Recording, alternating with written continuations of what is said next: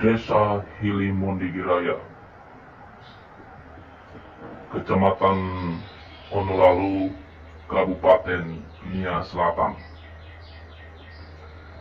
Apakah desa Hilimondregeraya ini layak dijadikan desa adat seperti desa lain yang ada di Kabupaten Nia Selatan dan boleh diakui oleh pemerintah Nia Selatan sebagai desa pariwisata? Mari kita analisa secara bersama kelayakannya.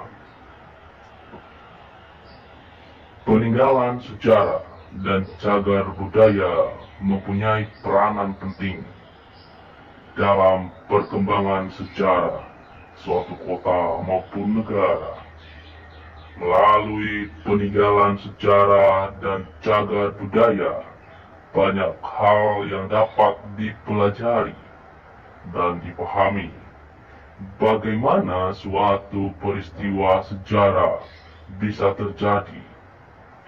Peninggalan bersejarah merupakan bukti dari suatu kegiatan masyarakat pada masa lampau dan merupakan suatu bukti tentang perkembangan suatu budaya yang ada sampai sekarang.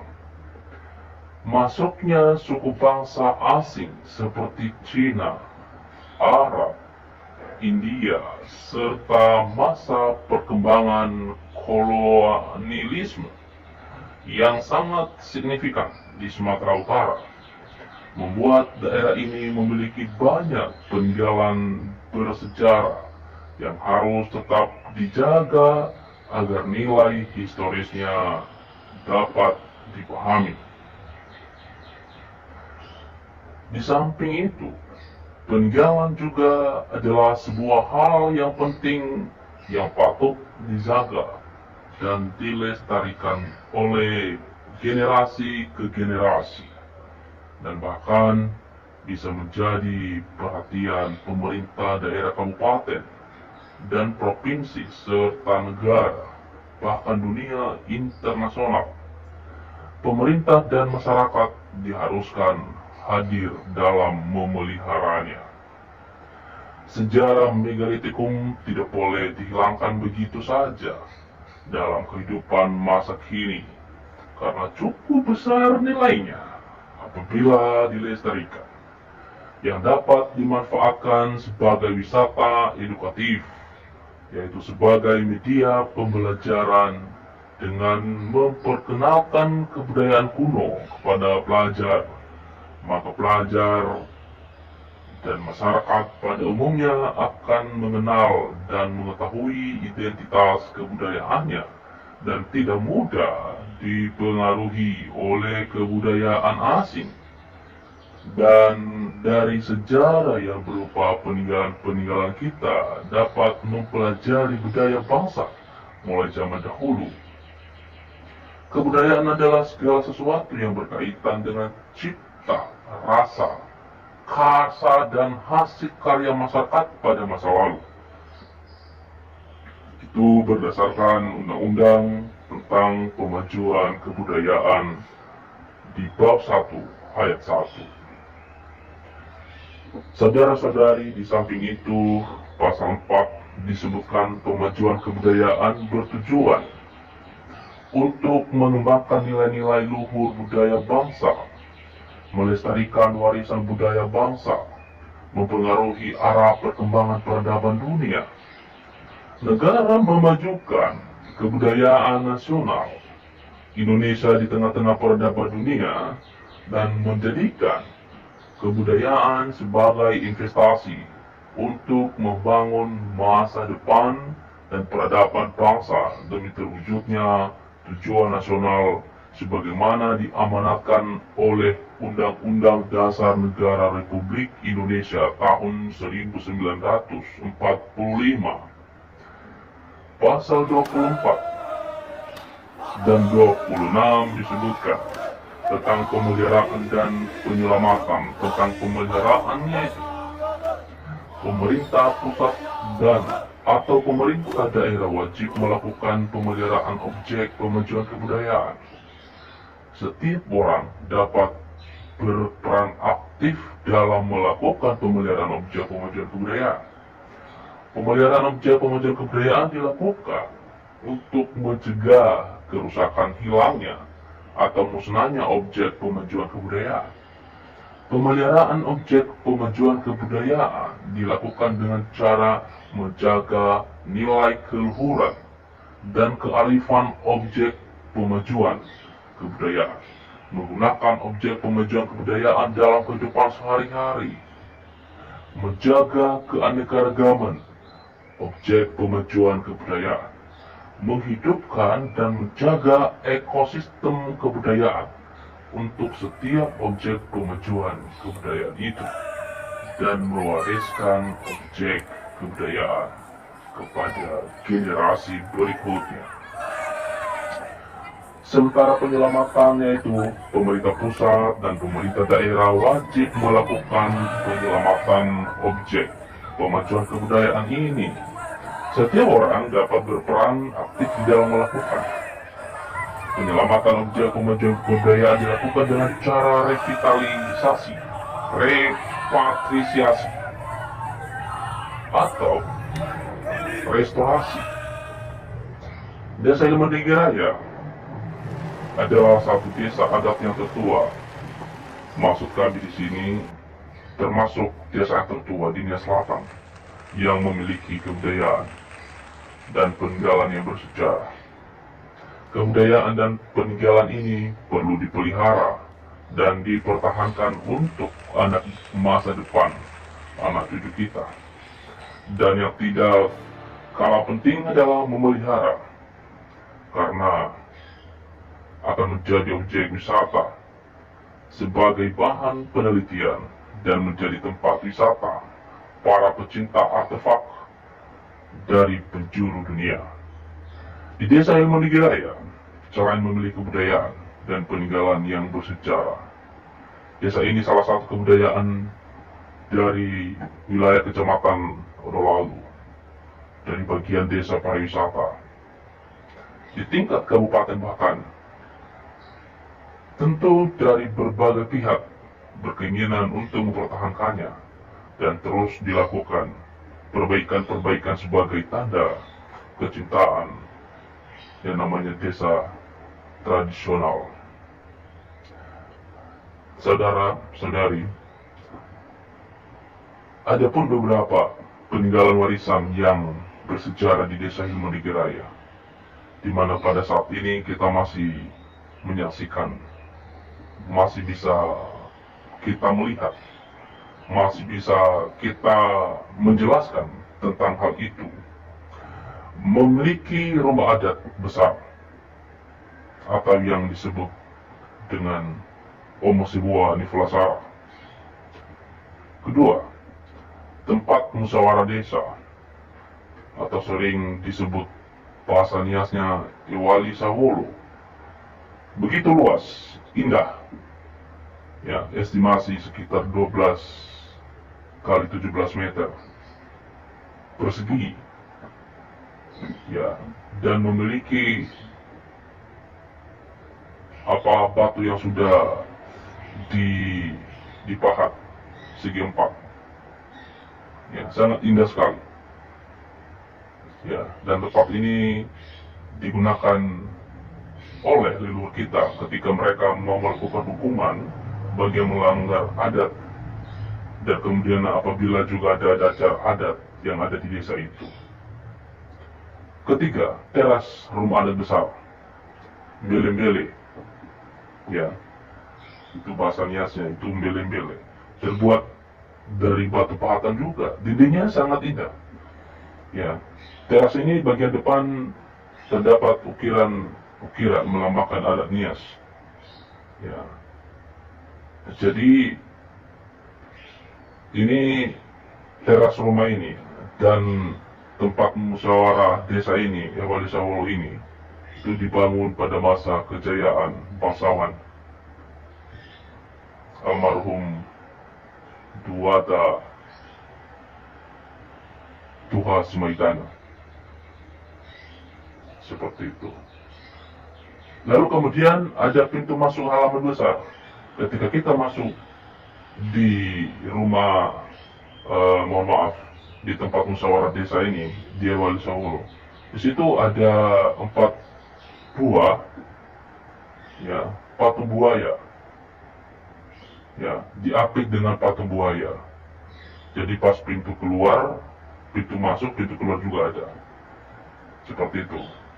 Ya, sebanyak 4 buah. Diukir bagus itu dari batu pahatan. Kemudian tiang rumah panggung Homo batu, ya, dari batu pahatan berjumlah mungkin bisa 40 atau lebih. Ya, tiang ini masih tersimpan di sana. Seperti itu. Itu adalah karya dari leluhur kita juga, dan tentu itu memiliki sejarah. Seperti itu. Kenapa batu pahatan ini, ya, batu ini dijadikan sebagai tiang daripada rumah? Ya, tentu itu pasti memiliki makna.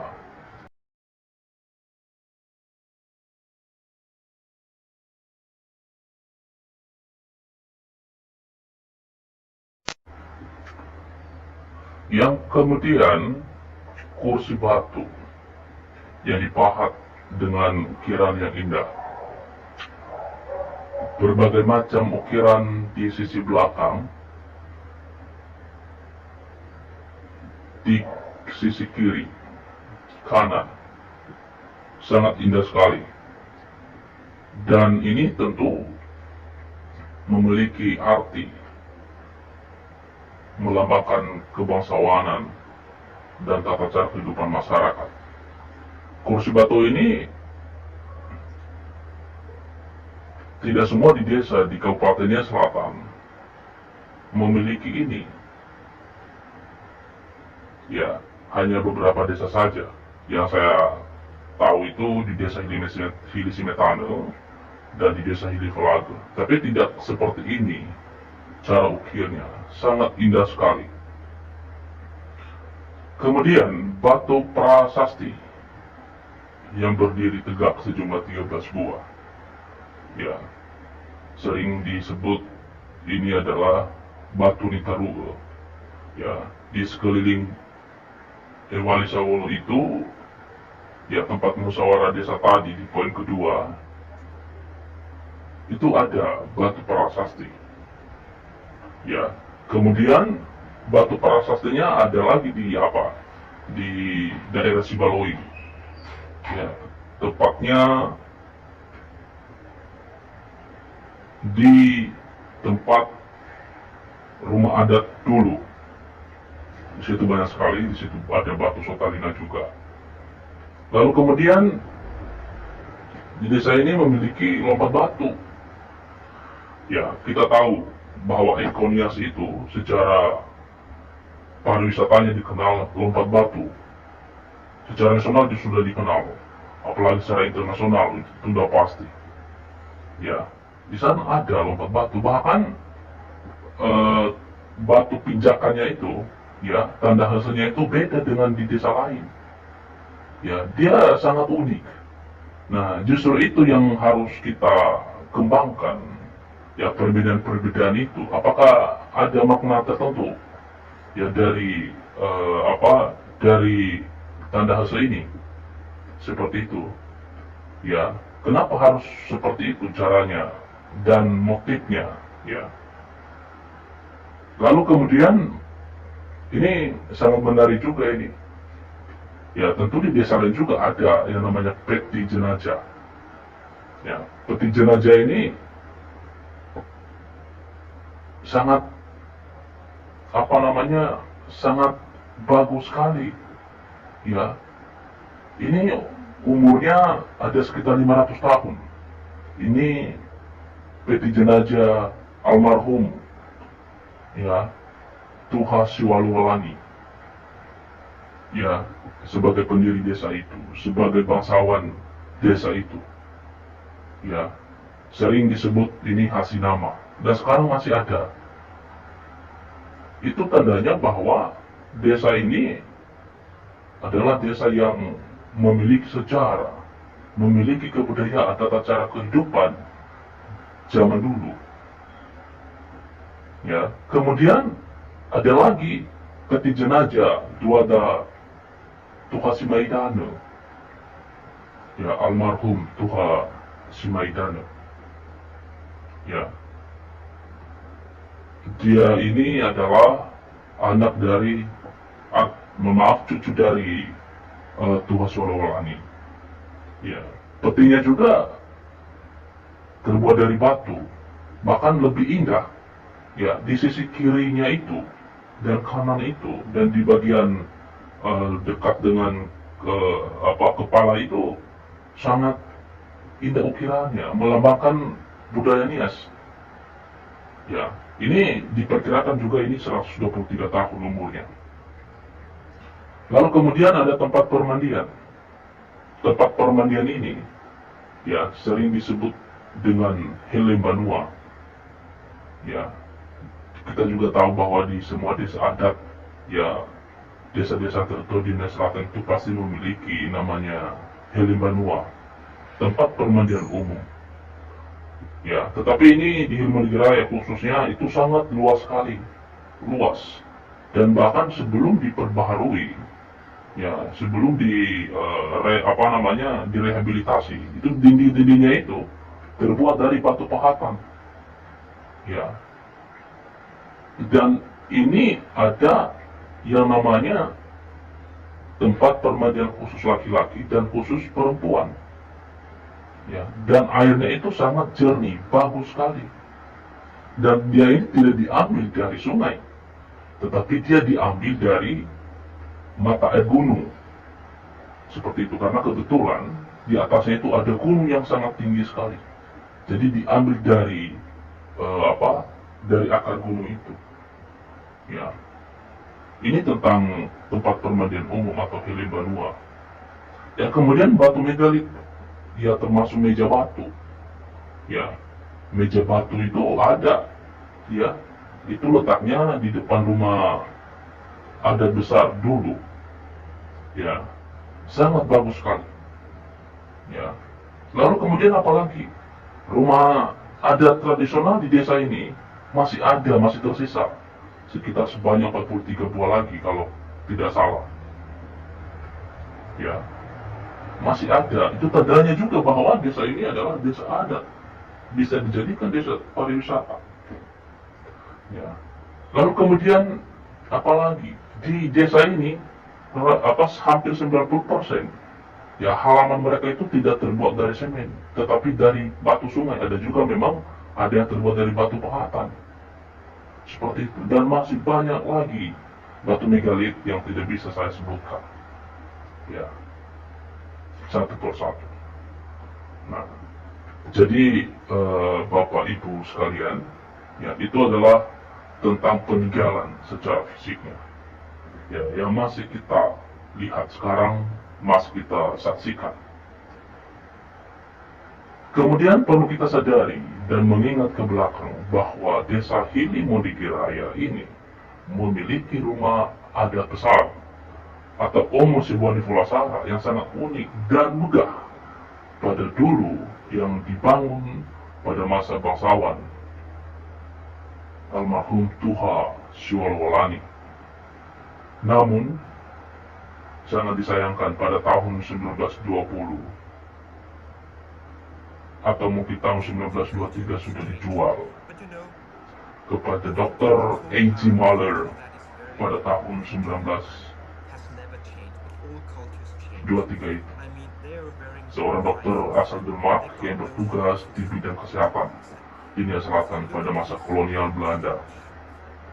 Kenapa dijual? Saat itu kondisi rumah adat ini besar, sangat sangat buruk sekali. Ya, sangat buruk sekali. Informasinya, rumah ini dibangun tahun abad ke-17. Ya, abad ke-17. Jadi sekitar tahun 1700 ke atas. Ini sangat buruk dan hampir ambruk karena pemilik tidak mampu lagi memelihara. Seperti itu, karena begitu besar. Ya, sementara Hilimondregeraya waktu itu sangat kecil sekali penduduknya. Ya, jadi karena besar sekali rumahnya, ya sehingga tidak mampu lagi untuk memperbaiki. Pada saat ini rumah disebut dengan maksud kami sudah dimuseumkan di negara itu, ya, di negara itu. Namun pada tahun 2012, Yayasan Tirto Tomo bekerjasama dengan Museum Pusaka Nias (MPN) telah membangun kembali replika rumah adat besar di desa ini. Kita bersyukur sampai saat ini masih bisa disaksikan dan menjadi tempat para tamu yang berkunjung di desa ini. Desa ini juga tidak kalah penting, ya, tidak kalah dengan dengan desa lain. Ya, memiliki atraksi budaya seperti di desa adat lain. Contoh, ya, atraksi budayanya Malwaya atau tari perang, Mogare atau tari elang, ya, ho-ho, sayur mitos, ya, pahombo, lompat batu, dan masih banyak lagi tata cara kehidupan masa kuno yang ada di desa ini. Ya, dengan ini Bapak, Ibu, Saudara-saudari, kita mesti bersyukur dan mempertahankan, ya, untuk peninggalan sejarah ini. Ya, dan yang tidak kalah penting adalah kita harus bekerjasama dengan pemerintah kabupaten supaya desa ini bisa dijadikan desa adat secara resmi, secara pemerintah, administratif pemerintah, ya, dan bisa disebutkan dia desa pariwisata, seperti itu, ya. Jadi dengan saya bisa melakukan sebuah coretan ini, sebuah faktual ini, ya tentu kita pasti mudah-mudahan bisa terinspirasi. Demikian, yang penting di sini kita harus ada kerjasama, semua stakeholder, ya, semua tokoh adat, tokoh agama, pemerintah desa harus bergandeng tangan. Sebenarnya kita ini bukan ditinggal, tetapi tertinggal oleh karena, ya, tidak ada kekompakan. Demikian dari saya. Semoga ini bisa bermanfaat. Yahoo, salam empat. The myth is that we have the house. We don't have the house today. Agner Møller and Hu Tingleng tore the house down, but they only took the carvings. But on Nias, there is a myth that we have the house. We don't have it.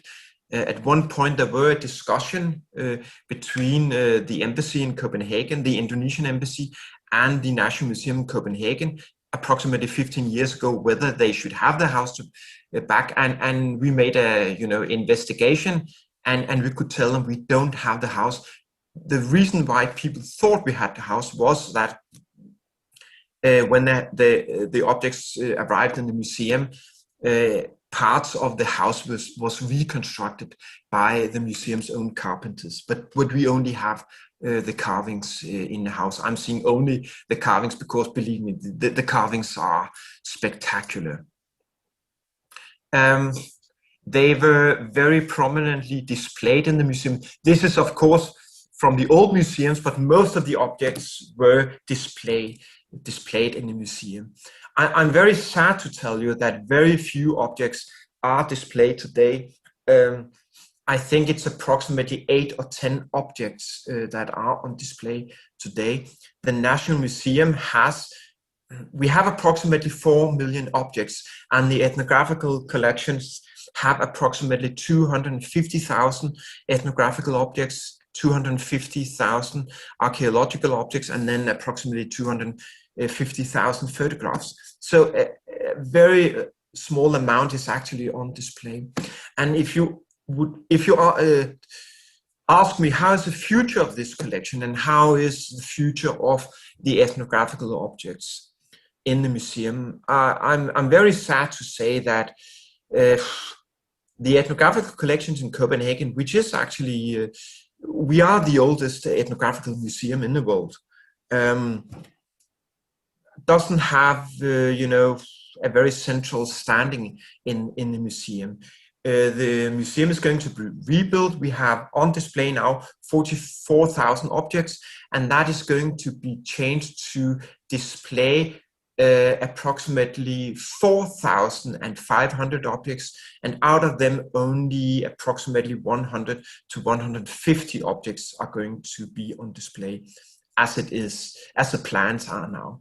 And that is very sad, of course, when you have these spectacular objects. And in this department, we have cooperated with people on years, not least our former curator, who is not in the museum anymore. She's employed at the University of Copenhagen. Bente Wolf worked very closely with the embassy and people on years, and we don't do that either anymore due to lack of resources. So what is the future of the collection? I can't tell you. We'll just have to see.